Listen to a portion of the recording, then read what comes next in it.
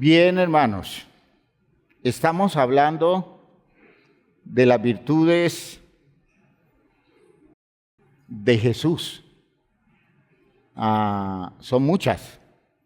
Podríamos hacer una serie sobre las virtudes de Jesús y todas ellas impactantes y poderosas para la salvación.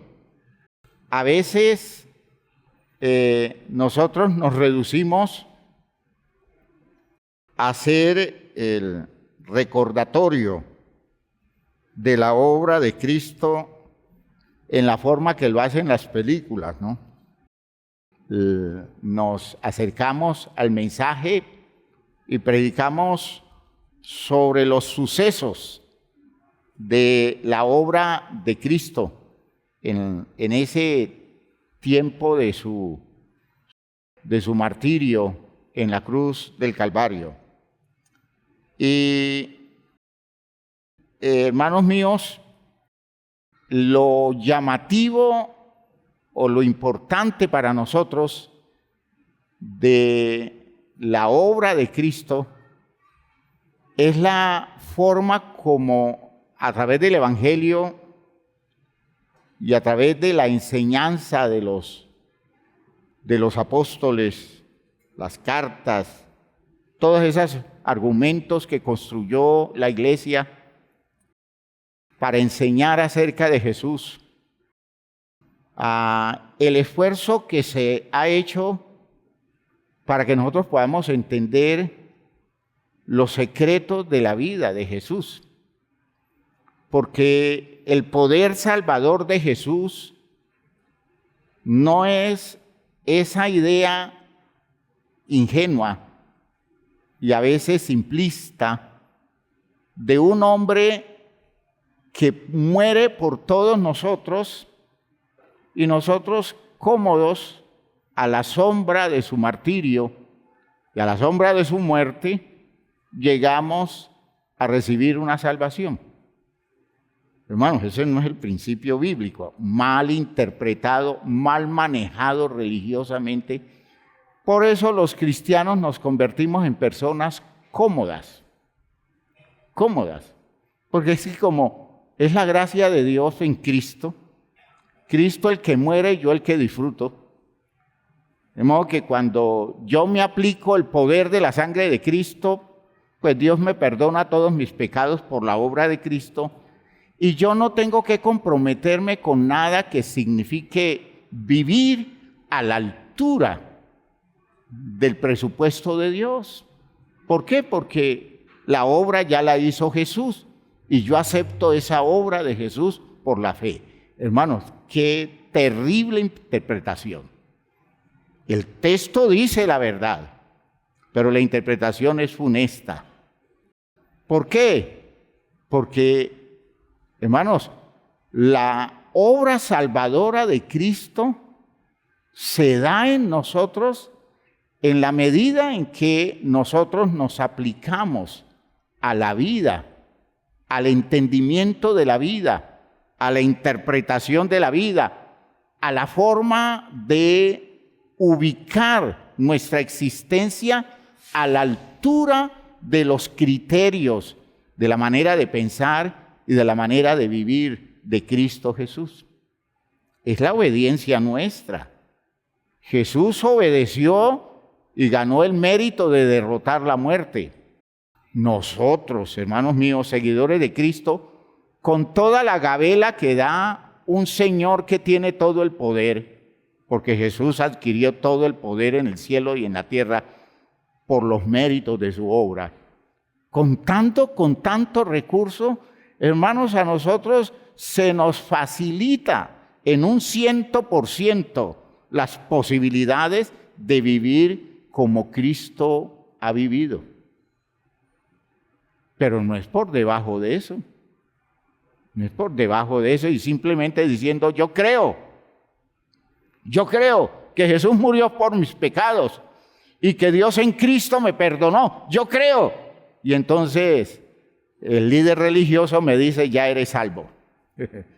No, hermanos, dejémonos de simplismos. ¿Ya? Lo de Dios es tan grande que amerita la obediencia nuestra. Y nos demanda la obediencia. De cualquier manera, uno no cree en Jesús. Decir que yo creo en Jesús por lo que Él hizo y puedo derramar lágrimas cuando lo veo en la cruz del Calvario, hermanos, eso no significa nada. No tiene ningún poder. Lo que tiene poder es que yo, aceptando esa obra de Cristo y comprometido con esa obra de Cristo, me dedico a copiarlo a Él, a imitarlo a Él y a recurrir a Él para que Él me sostenga y me apoye en ese proceso en donde yo me identifico con su muerte, con su resurrección y con su nueva vida. Gloria a Dios. Ese es el Evangelio. Ese es el Evangelio. Por eso a Jesús hay que conocerlo en los detalles de su vida, las características de su persona, aquellas cosas que Él convirtió en los fundamentos existenciales de su propia vida. Por eso cuando la Biblia dice que la fe viene como consecuencia de oír el mensaje del Cristo, porque esa es la traducción real de ese versículo. El versículo dice en Reina Valera, la fe viene por el oír y el oír por la palabra de Dios. Y la traducción real es, la fe llega por oír el mensaje del Cristo. Y oírlo quiere decir asumirlo, aceptarlo, creerlo, entenderlo, practicarlo. Yo ya no me preocupo por los detalles de la vida que los tenga que organizar con el criterio mío, porque yo ya tengo el modelo de Cristo Jesús. Y guiado por ese modelo, construyo mi vida acomodándola a esos presupuestos. Y una de las virtudes maravillosas de Cristo Jesús es que Él desarrolló, podemos decir, un nivel existencial fundamentado en una profunda y consistente relación con Dios. Para Jesús, Dios era la única realidad de su vida. Oigan lo que estoy diciendo. Para Jesús, Dios era la única realidad de su vida. Para Jesús, la realidad de su vida no eran las condiciones de su propia existencia por ellas mismas, sino en función de lo que Él podía creerle a Dios, de lo que Él podía entender de Dios. Y la figura más, digámoslo así, espiritualmente significativa de esta idea es que Jesús vivió sosteniendo su mirada directa a Dios. Miró a Dios. No se miró a sí mismo, no miró su mundo circundante, sino que todo el tiempo se sostuvo mirando a Dios. Y todos los criterios de Él los sacaba de todo aquello que en Dios encontraba. Y por tanto, Él sometió sus argumentos, sus expectativas, sus planes a todo eso que de Dios iba entendiendo a la luz de la revelación de la palabra que se había venido dando a lo largo de siglos en el pueblo de Israel. Entonces, observen ustedes que eso Eso es muy interesante, ¿ya? Un hombre inteligente, un hombre genial, un hombre con capacidades de persona superior, porque hay hombres con capacidades, seres humanos, hombres y mujeres, con capacidades superiores. Y ese tipo de personas puede desarrollar una vida con los criterios propios porque tienen de qué echar mano. Esa cabeza de ellos les da para muchas cosas. Y este hombre maravilloso, este genio, porque era un genio Jesús, intelectualmente era un superdotado, ¿ya? Desde niño mostró su solvencia intelectual. Este hombre decidió renunciar a sus propios criterios y definirse en la vida solo a la luz de la claridad que iba alcanzando de lo que Dios decía, de lo que Dios revelaba. Eso es escandaloso, porque nosotros todo el tiempo tenemos tendencia a arrogarnos el mérito de nuestras propias ideas, de nuestros propios criterios. Es que yo soy muy inteligente, es que yo pienso así, a mí me parece esto, a mí me parece esto otro. Continuamente les estoy dejando ver a ustedes las expresiones arrogantes aún de las personas que se llaman cristianas, ¿no? Uno aconsejándolos les dice, Dios dice tal cosa, la palabra de Dios dice esto, esto, esto. Y entonces ese creyente arrogante le dice al pastor, pastor, a mí no me parece. A mí no me parece. Ya entonces antepuso su parecer al criterio de la palabra. Y le digo yo, ¿y qué importa que a usted no le parezca? Su problema no es su parecer. Es decir, su problema es su parecer si usted no es capaz de someter su parecer a lo que dice Dios. De hecho, a nosotros nos queda muy difícil eso. Y esa es una disciplina que debemos adquirir y por eso quiero colocarles el ejemplo de Jesús, ¿ya? Esa disciplina de renunciar a creer que no la sabemos, a creer que lo hemos entendido bien todo, o a considerar nuestros propios criterios sin echar mano de un conocimiento revelado y revelado con mucha antelación de parte de Dios y que nos sirve a nosotros como guía para hacer replanteamientos serios en nuestra existencia. En el texto o los textos a los que yo me quiero referir, les voy a mostrar esas figuras bíblicas de personas que han sido capaces de renunciar a sus criterios, a sus ideas, y renunciar a los presupuestos que el mundo le plantea y a toda la expresión de importancia o de grandeza que en el mundo encuentra, y deciden definirse solo a partir de lo que Dios les muestra, de lo que Dios les dice, de lo que van encontrando en Dios. En un texto de la carta a los Hebreos, en el capítulo 11, hablando de Moisés, el escritor a los Hebreos, Moisés, un tipo de Cristo Jesús en el Antiguo Testamento.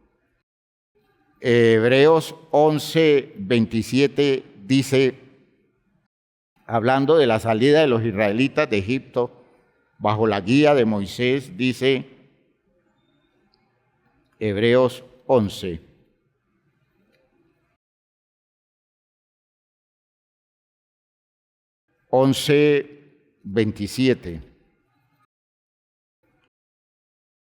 Dice, por la fe, hablando de Moisés, dejó a Egipto no temiendo a la ira del rey, a la ira de Faraón. ¿Por qué? ¿Por qué no temió? Porque se sostuvo como viendo al invisible.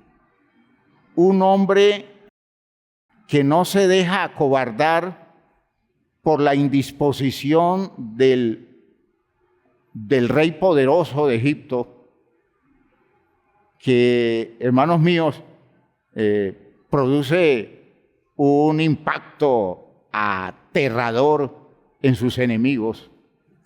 Y Moisés obvió la ira de Faraón y salió con los israelitas. Y la razón por la cual no se dejó afectar por la maligna disposición de este monarca es porque él había desarrollado la disciplina de no ver las cosas a partir de las circunstancias, sino verlas a partir de lo que Dios le mostraba. Y esa es la figura que muestra allí, porque se sostuvo como viendo al invisible.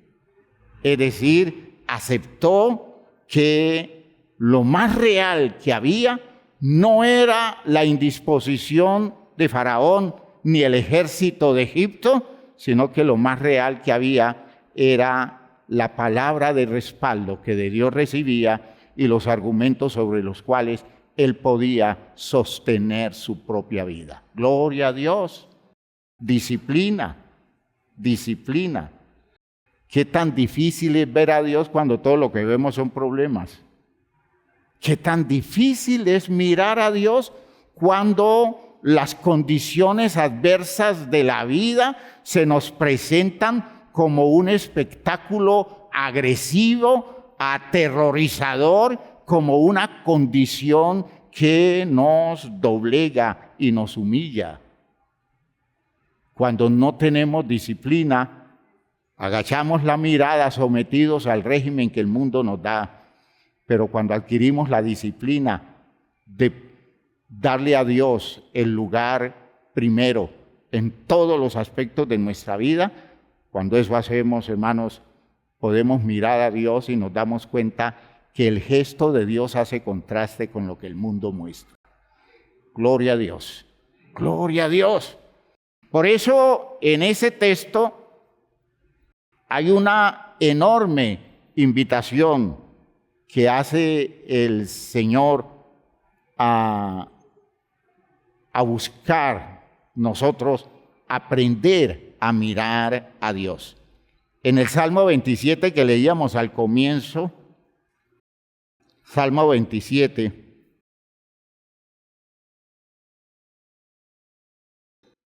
dice el salmista, en la expresión de su confianza en el Señor, introduciendo el Salmo con las palabras, Jehová es mi luz y mi salvación, ¿de quién temeré? Jehová es la fortaleza de mi vida, ¿de quién he de atemorizarme? Cuando se juntaron contra mí los malignos, mis angustiadores y mis enemigos, para comer mis carnes, ellos tropezaron y cayeron. Aunque un ejército acampe contra mí, no temerá mi corazón. Aunque contra mí se levante guerra, yo estaré confiada. Una cosa he demandado a Jehová, esta buscaré, que esté yo en la casa de Jehová todos los días de mi vida, es decir, que yo tenga una relación con Él todos los días de mi vida, porque no importa la circunstancia, lo que yo tengo que asumir como presupuesto para mi día a día es lo que de Dios recibo, y no las condiciones circunstanciales que se presentan para mi vida, ¿ya?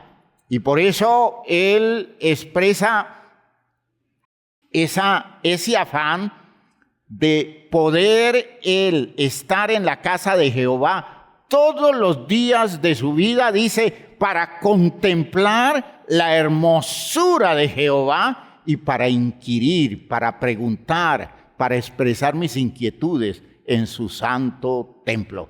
Y la figura del templo no es solo el lugar donde nos reunimos, el templo es el lugar de encuentro con Dios. ¡Aleluya! Por eso, hermanos míos, es una disciplina que Jesús adquirió. Esa disciplina de estar dependiendo casi que exclusivamente de las razones de Dios. No de sus propias razones, ni de las razones de su cultura, ni de las razones de la circunstancia histórica de su pueblo, ni de las razones de la propia circunstancia familiar de él. Hermano, Jesucristo era un pobre hombre, muy pobre. Era casi que paupérrimo en su condición económica. Socialmente era poco representativo. Y sin embargo, Jesús nunca se acomplejó ni se acobardó ante la grandeza de los hombres, porque tenía frente a él al más grande, y el más grande era su Dios. ¡Aleluya! Esa es una condición de exigencia para nosotros. Es una demanda para nosotros. ¿Por qué? Porque es que nosotros estamos dependiendo mucho de lo que nos rodea. Y lo que nos rodea, hermanos, la mayoría de las veces no es verdad, no es real, es un cuento. Estamos rodeados de cuentos, muchos cuentos, desde la misma casa, hermanos, desde la misma casa, desde la misma familia. Y hablo para entender la familia extendida, ¿no? Tanta gente de la familia que trata de presionar en nosotros posturas y decisiones a partir de ideas, de criterios, de elaboraciones. Y cuando uno va a ver el fondo de todo eso, hermano, allí no hay nada. Allí no hay nada. Uno haciendo cosas y tomando posiciones alrededor de las mentiras de todo el mundo. Y luego nos metemos a la gran sociedad a depender de los argumentos de los manejadores de la sociedad, de los políticos, de los poderosos de la economía, cuando ellos ningún interés tienen para nosotros y todo lo que nos digan está plagado de mentiras. ¿Cómo podemos nosotros aceptar una vida dependiendo de eso? Y entonces el creyente construye una disciplina alternativa, y es que en medio de su vida en el mundo, que no puede evitar porque aquí estamos, nosotros aprendemos solo a mirar a Dios, a creerle a Él, a aceptarle a Él las condiciones, sus planteamientos, sus propuestas, sus planes se vuelven prioridad para la vida nuestra y tiramos a un territorio absolutamente secundario todo el cuento de lo que en la sociedad y los manejadores de este mundo nos están planteando, de modo que aprendemos a sostenernos en medio de todas las condiciones que tengamos que enfrentar bajo el argumento de poder estar viendo a Dios en todas las circunstancias de la vida nuestra. Esa frase del escritor de Proverbios que le dice el maestro enseñando a su estudiante o a su discípulo, o el papá enseñando al hijo, que es la figura que nosotros asumimos del planteamiento de Proverbios, cuando le dice en el capítulo 3 el instructor a su estudiante, le dice algo así como lo siguiente. Dice en el versículo 5, fíate de Jehová de todo tu corazón. Es decir, créele a Dios de todo tu corazón. ¿Y qué más dice? Y no te apoyes en tu propia prudencia. Es que yo sé mucho de esas cosas de la vida, yo sé mucho.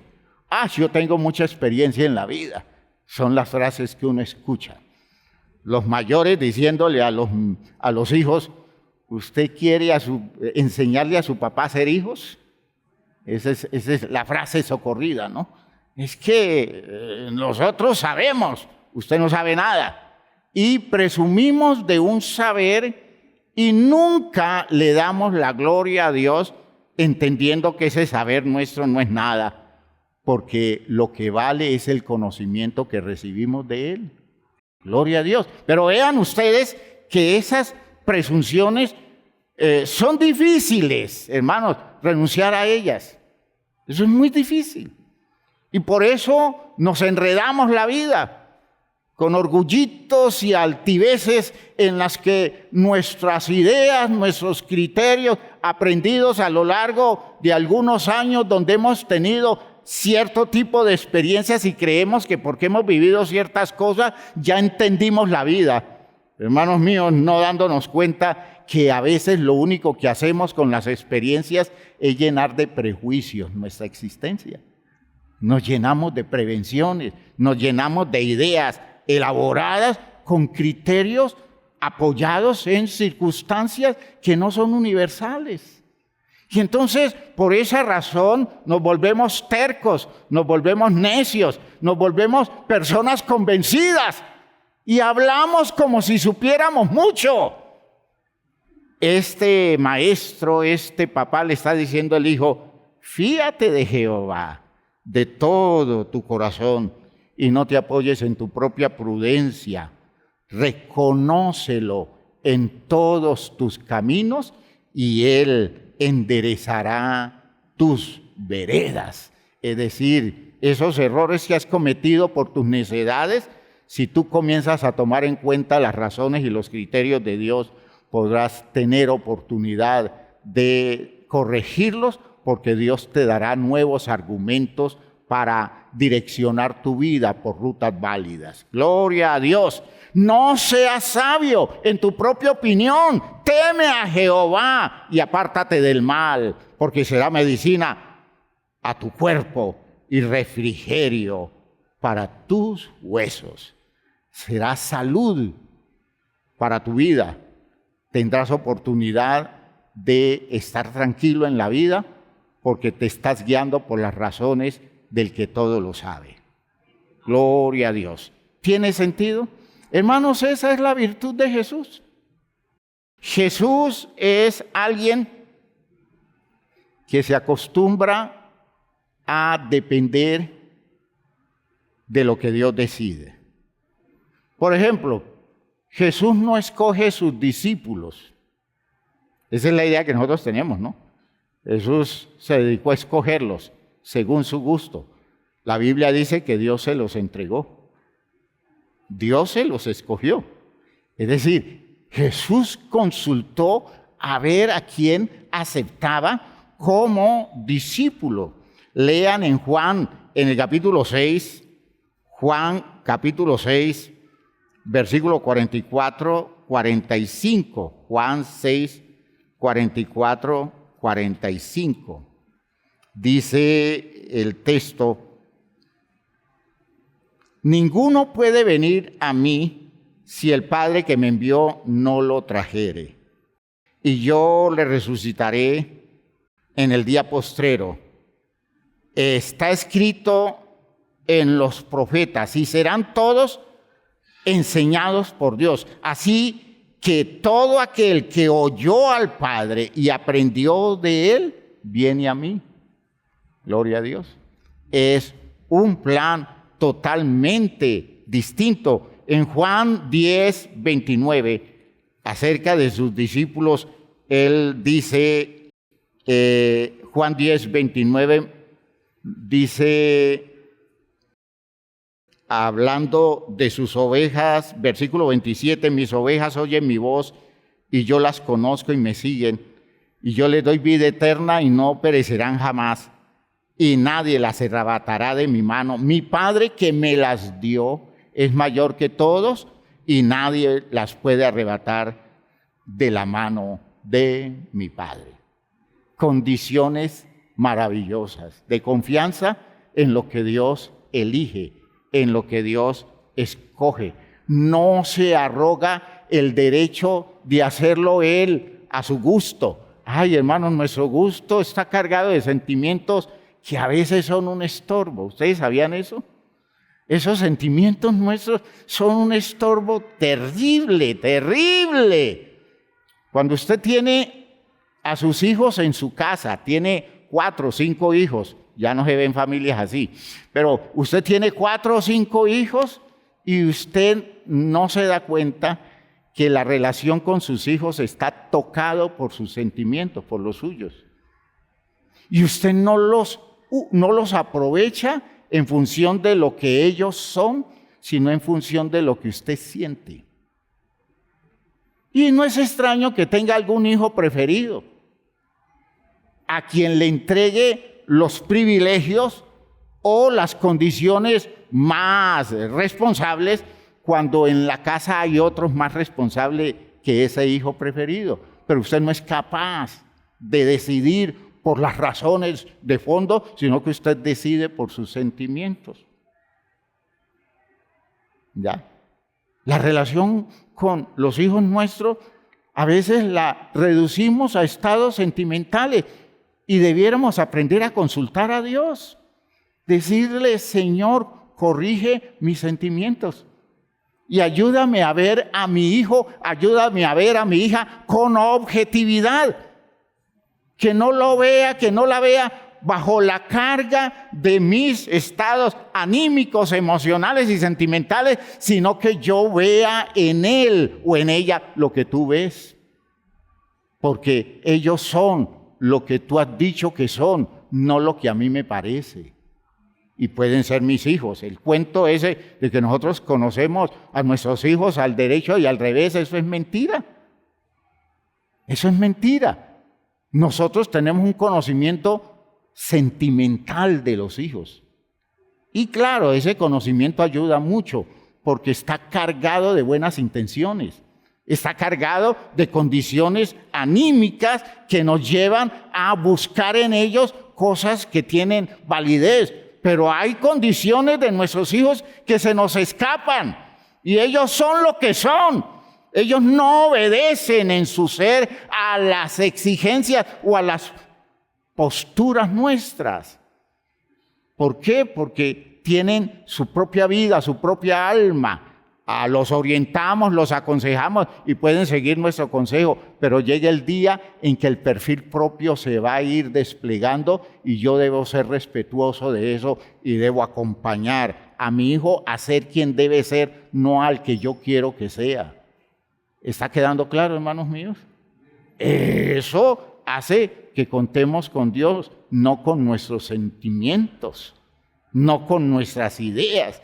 Esa disciplina la desarrolló Jesús. Claro que sí. Padre, yo pensaría esto, pero no es como yo quiero, es como tú piensas. Y Dios fue mostrándole a Jesús.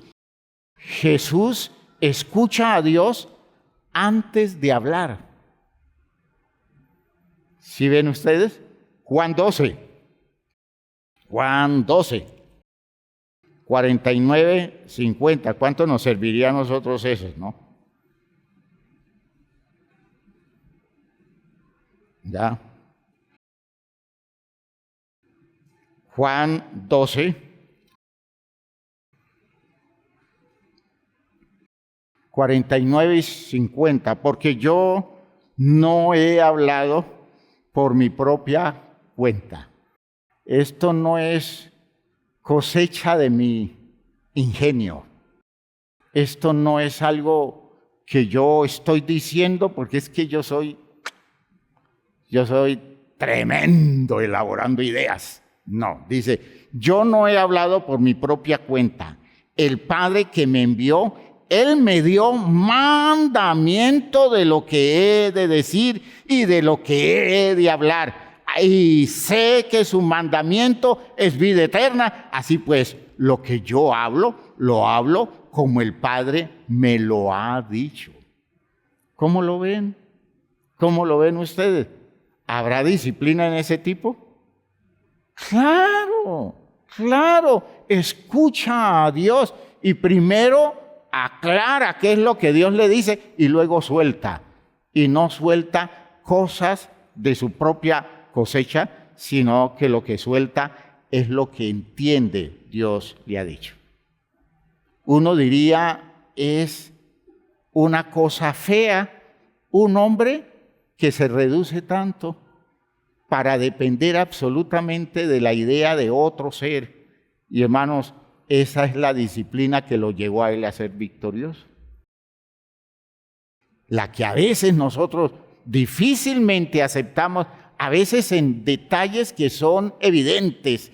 Nosotros nos resistimos a hacer replanteamientos porque nos queda duro aceptar públicamente que nos hemos equivocado, que lo que dijimos no tiene validez, que lo que pensábamos no sirve, y nos sostenemos en nuestra postura absolutamente necia, habiendo Dios dicho de antemano sus razones con las cuales tendremos suficiente criterio para hacer los replanteamientos necesarios para la vida nuestra. Pero con la cerviz erguida, esa es la idea bíblica, duros de cerviz. ¿Qué quiere decir duros de cerviz? Que es como ese caballo que ni siquiera con la rienda le pueden cambiar, le pueden ajustar el movimiento de modo que él cambie la ruta. Él sigue sostenido en ir por donde quiere ir, no respetando nada que le impongan. En esa necedad hemos vivido ¿cuántos años? ¿Cuántos años? Y nos decimos cristianos. Cuando Jesús nos dice, oiga, aprenda a depender no de sus ideas, no de sus razones, no de sus sentires. Fíjese que esta es la construcción suprema de la fe. La construcción suprema de la fe es que desoye todo lo que tiene que ver con esos sentires nuestros que no han sido sometidos al régimen de la disciplina de Dios. Y entonces yo tengo que aprender a pasar por el sedazo todas las cosas que tienen relación con mi vida, presentándolas frente a los argumentos que Dios nos da. Y hermanos, si usted comienza a hacer eso correctamente, se sorprenderá cómo le cambia la vida. Es que esto es escandaloso. ¿Cómo le cambia la vida? ¿Cómo cambia lo que usted llamaría su suerte? Su suerte. No es cosa de suerte, es cosa de malas decisiones, es cosa de malos entendidos, es cosa de condiciones no bien maduradas, no bien interpretadas. Y por eso metemos la pata todo el tiempo. Y hermanos, un error nuestro de decisión, de postura, de actitud, es suficiente para meternos en una crisis existencial que incluye una crisis económica, porque hasta allá llegan las implicaciones de no saber entender cada momento e interpretarlo correctamente. Cuando usted comienza a negarse ese mérito y se lo entrega todo a Dios y comienza a aprender a actuar tomando decisiones todo el tiempo sobre la base de lo que Dios le está diciendo y aprende a ajustarlo todo a eso, hermanos, eso es escandaloso. Eso es escandaloso. Descubrirá que le irá bien. Descubrirá que le irá bien. Y bien es exitoso. Y bien es con resultados escandalosos.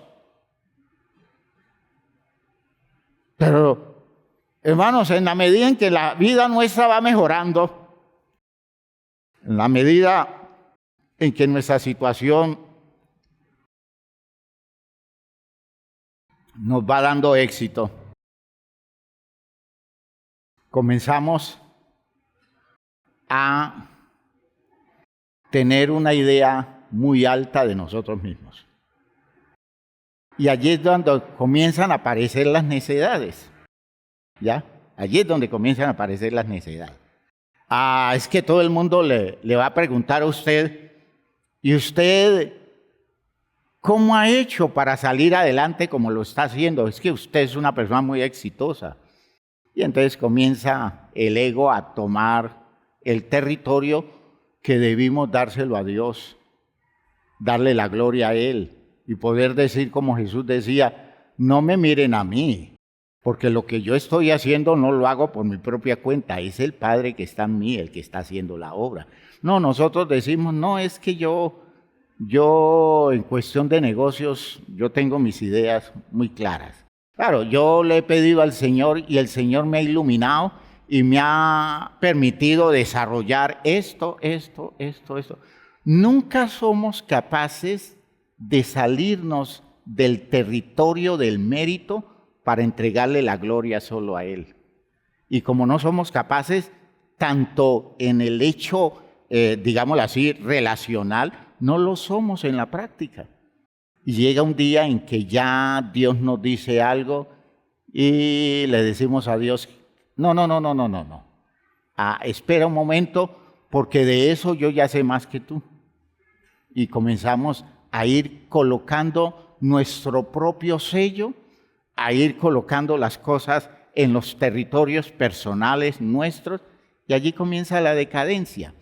Puede que materialmente las cosas se sostengan, pero la condición moral y la condición de estructura social, familiar y la condición de vida personal, espiritual, ya comienza a decaer porque Dios cuenta cada día menos, debido a que ya no lo necesitamos tanto, pues podemos depender de lo que tenemos, de lo que hemos logrado, sin aceptar que lo que tenemos es porque su gracia nos lo ha concedido. ¿Está quedando claro, hermanos míos? Es una disciplina muy exigente, hermanos míos. Estoy diciéndoles esto porque esta es una prueba de la demanda de Dios a la vida nuestra. Estamos siendo exigidos más allá de lo común, porque cuando yo veo a los hermanos viviendo su vida cristiana a la manera común, digo yo, no han entendido nada. No han podido captar lo mínimo del mensaje de Cristo. ¿Por qué? Porque no le han dado a Dios el lugar mínimo de dignidad, el lugar de respeto, el lugar de obediencia, el lugar de disposición a someterse a Él contra sus propios intereses, contra sus propios gustos, contra sus propios deseos. Aleluya. Bueno, ese es el ejemplo de Jesús. Por eso, cuando nosotros entendemos la bienaventuranza de los limpios de corazón, ¿ustedes la han leído? En Mateo 5, ¿cuál es la bienaventuranza de los limpios de corazón? Ellos verán a Dios. Piensen ustedes. Ellos verán a Dios. Mateo 5, 8. Mateo 5, 8.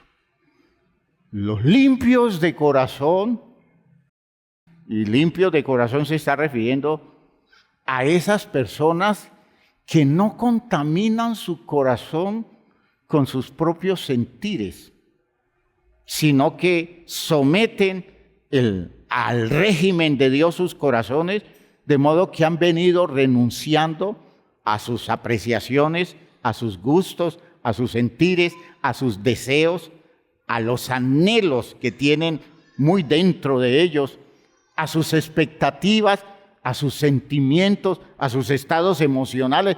A todo eso han venido renunciando porque le quitaron el valor que normalmente a eso se le da y se lo entregaron todo a Dios para someterse a Él, reduciéndose a ser personas absolutamente dependientes de los criterios y las razones que de Dios entendían. Cuando una persona hace eso, no puede ver nada más alrededor de sí que la misma presencia de Dios. Verán a Dios. ¿Y dónde ven a Dios? ¿Dónde ven a Dios?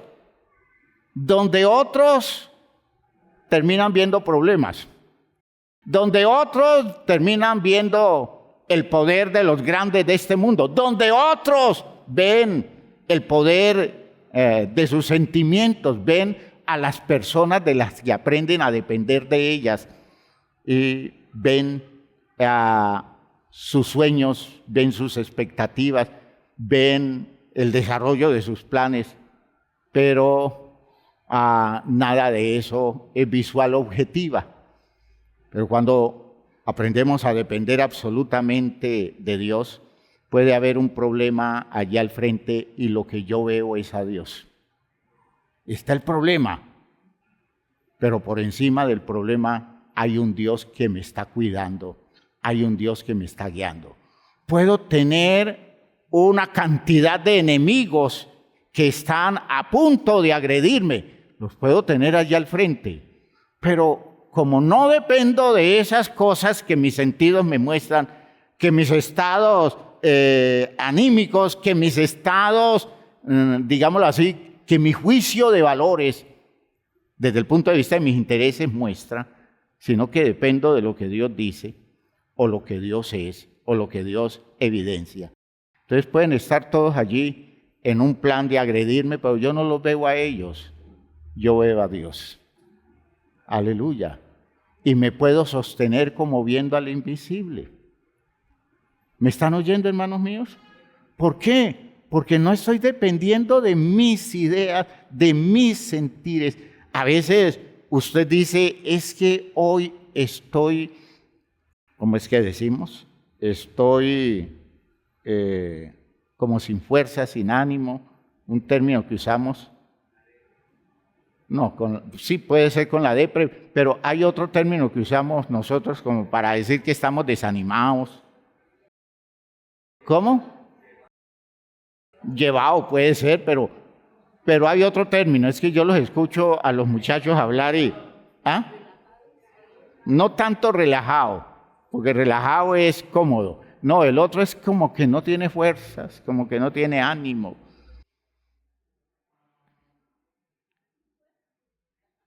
Y hermanos, dependemos mucho de eso. Dependemos mucho de eso. Y eso es lo que vemos. Y así nos sentimos. Y así actuamos, correspondiéndole a todo eso. Pero si yo, a pesar de mi sentir, lo que alcanzo a ver está por encima de mi propio sentir, cuando estoy en ese estado de, digamos, sin ánimo, sin fuerzas, ¿cómo? Desalentado podría ser, ¿sí? Cuando estoy en esas condiciones, yo puedo ver a Dios. Y usted dice, ¿cómo? Por disciplina. Es que es disciplina, entiendan. No es una cosa que llega así espontáneamente, no, es trabajo que se le hace a la vida. Me siento así. ¿Y a mí qué me importa cómo me sienta? A mí me importa es que Dios está aquí conmigo. ¿Ven? Es que me da tanto dolor, me produce tanta tristeza lo que hacen contra mí, lo que me dicen, en qué forma se comportan conmigo. ¿Y a mí qué me importa eso? Si al que tengo allá al frente es a Dios. Y Dios me dice, sigue adelante. Y Dios me dice, estoy contigo, no estás solo. No te sientas abandonado, no te sientas frustrado. Nada de lo que te dé no te quite representa nada. Yo soy tu garantía. ¿Ven ustedes? Disciplina, porque estoy viendo al invisible cuando las evidencias se muestran negativas y muy tristes. Gloria a Dios. Esa fue la experiencia de Jesús. Dice, el cual por el gozo puesto delante de él, sufrió la cruz, menospreciando el oprobio, y se sentó a la diestra de Dios, a la diestra del Eterno, a la diestra de aquel soberano Dios que le fue garantía por todos los días de su vida. Gloria a Dios. ¿Está quedando claro, hermanos míos, esa idea? Hay que trabajar esa disciplina. Hay que trabajarla de forma seria, de forma consistente. Vean ustedes que en las condiciones de la vida nuestra, nosotros tenemos que entender que Jesús llegó al punto final de su tragedia y al no mirar las condiciones de la vida, sino siempre el rostro de Dios, tuvo que enfrentar la tragedia del Calvario y se sostuvo él mirando la realidad de su vida bajo los argumentos de las grandes verdades de Dios con las cuales nutría su vida. Asumió el abandono de sus discípulos en un momento crítico como ese, porque él era capaz de creer en la presencia del Padre al lado de él. Ustedes me van a dejar solo, pero yo no estoy solo, porque él está conmigo. En el texto la devocional de ayer, les decía a los hermanos del texto del Salmo 22, que introduce el Salmo, Dios mío, ¿por qué me has desamparado? La gente ve una palabra de angustia de Jesús y realmente Jesús no está mostrando angustia, porque si usted sigue leyendo el Salmo, Jesús está orando a través del Salmo y está diciendo, Señor, pero tú estás aquí, tú estás conmigo, tú eres mi garantía. He sentido como el desamparo, pero no estoy solo porque tú estás conmigo. Ese es el principio. Y le voy a colocar el último ejemplo de un discípulo. En este caso, uno de los diáconos de la iglesia. Un hombre que fue ajusticiado por decir las cosas que como creyente tenía que decir. Y lo sacaron de la ciudad y un grupo de hombres se dedicó a apedrearlo. Estoy hablando de Esteban. Y hermano, yo creo que no hay cosa más angustiante que ver hombres con rostros fieros, con piedras en la mano, tirando piedras para tratar de acabar con la vida de uno. Y Esteban, en su disciplina, dice la Biblia que levantó los ojos al cielo y vio los cielos abiertos. ¿Y a quién vio? Vio al Hijo de Dios sentado a la diestra de Dios, y él ingenuamente emocionado por ese acontecimiento sublime, porque no estaba viendo a los que lo apedreaban, sino que estaba viendo la gloria de Cristo a la diestra del Padre, es decir, como si se le estuviera mostrando su futuro. Gloria a Dios. Él entonces les dice, oigan, tengan presente que estoy viendo los cielos abiertos y a Jesús, el Hijo de Dios, sentado a la diestra del Padre. Y dice la Biblia que ellos se molestaron mucho más, porque no lograron acobardarlo, sino que lo llenaron de razones para poder ver más allá de sus circunstancias. Cuando estaba muriendo Esteban dice, estos brutos no van a entender nunca. Y dijo, Señor, perdónalos porque ellos no saben lo que están haciendo. No les tomes en cuenta este pecado. ¿Hacia dónde dirigió su vida ese hombre en ese momento crítico de su existencia? ¿Cuánto puede ver usted de Dios en las circunstancias de la vida suya? ¿Qué tanto trabajo está haciendo usted para ver a Dios en medio de sus dificultades, en medio de sus problemas, en medio de sus enfermedades? Que usted no vea ni al diablo ni a sus enemigos, que usted no vea la mala suerte o la desgracia, que usted no vea la fatalidad, sino que usted pueda decir, estoy viendo a Dios. Dios está aquí en medio de este problema que yo tengo, y si Dios está aquí, hay salida. Y si Dios está aquí conmigo, hay solución, hay futuro. ¿Ya? El salmista en el Salmo 27 está expresando una cosa muy llamativa, ¿ya? Una cosa que tiene que ver con esa idea de fondo, ¿ya? Esa idea importante. Dice,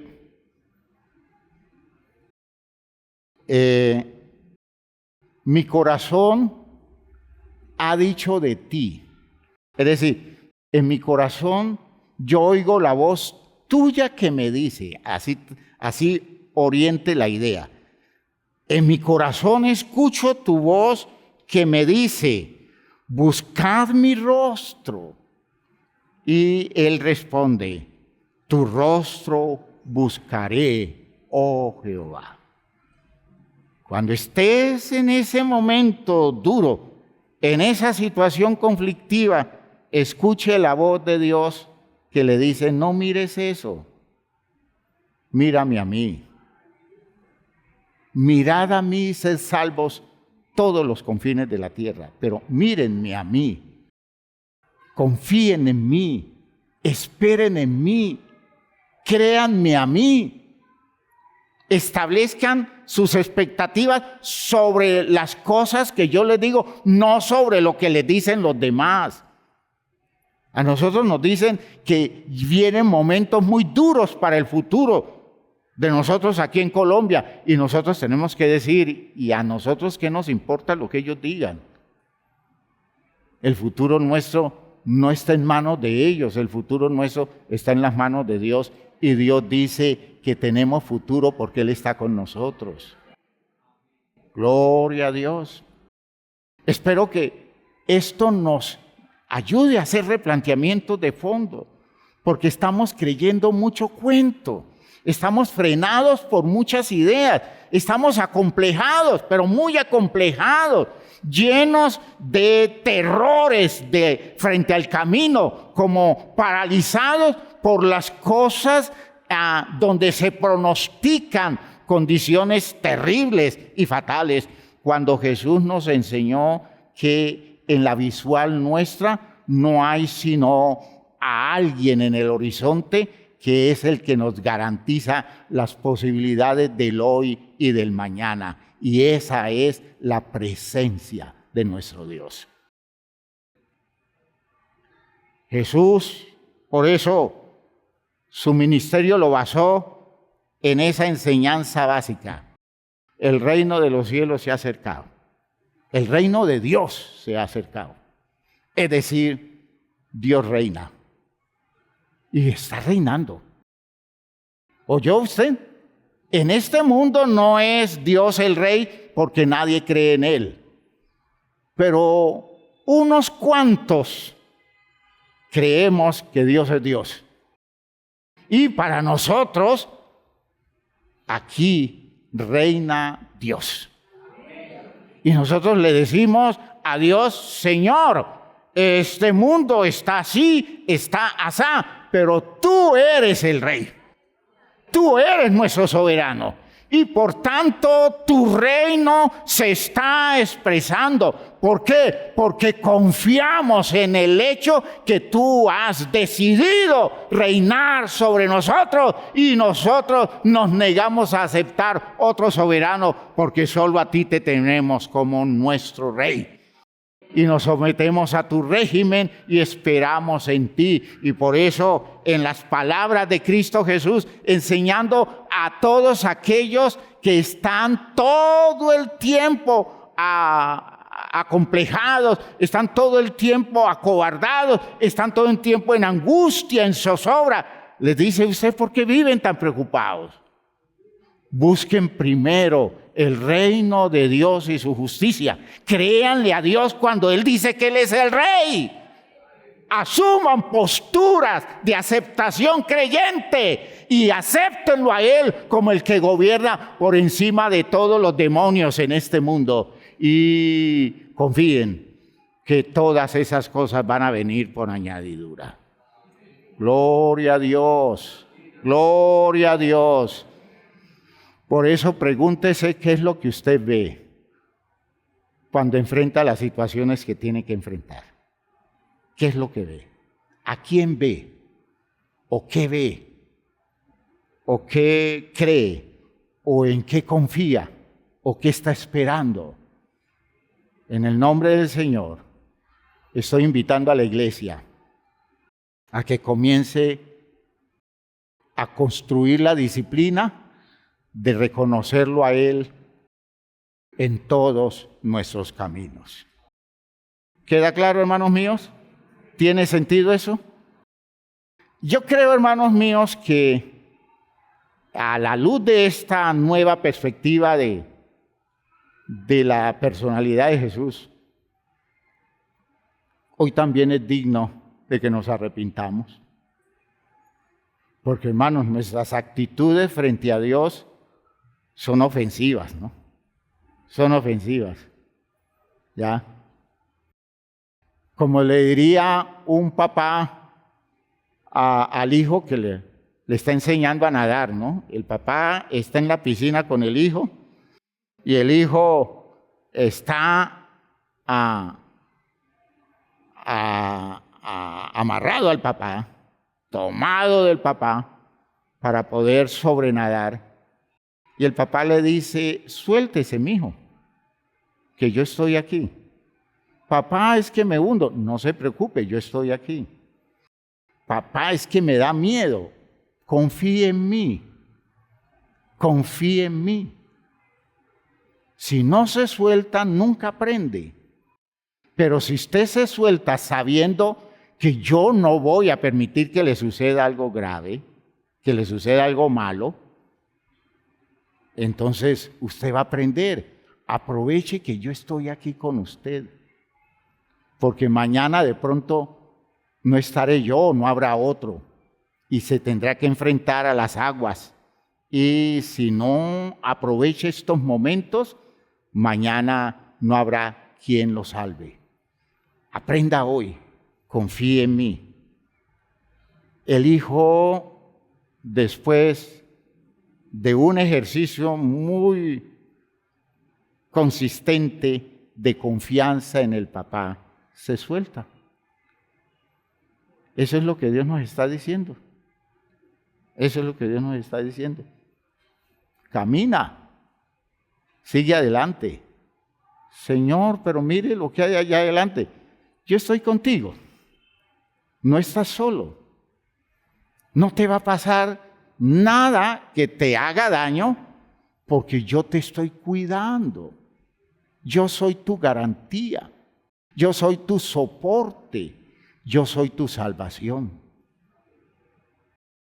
Camina. Lo que le dijo Dios a Moisés ante el ejército de Faraón y el Mar Rojo. Y Moisés le dice a Dios: ¿y qué vamos a hacer? Y dice: pues, Moisés, dile al pueblo de Israel que marche. Dile al pueblo de Israel que marche. Pero Señor, allí está el mar. Dile que marche. Yo estoy con ustedes. De pronto se abrieron las aguas del Mar Rojo y pasaron por tierra seca. Y Moisés entendió que la garantía no es el Mar Rojo que se presenta allí como obstáculo, que la garantía es la palabra de Dios. Y si Él dice que caminamos, caminamos y llegaremos donde tenemos que llegar. Que Dios nos perdone nuestra incredulidad. Que Dios nos perdone nuestra indisciplina. Que Dios nos perdone nuestra manera común de vivir, creyendo todos los cuentos de este mundo.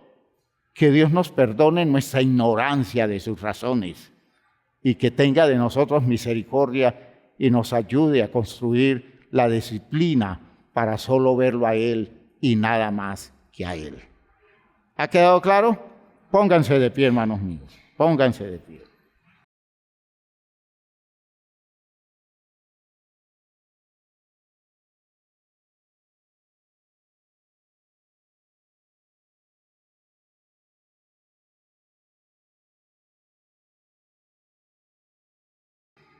Cuando hay cosas que aparecen en las que nosotros no vemos ningún futuro al alcance de nuestra vista, nos aferramos a Él.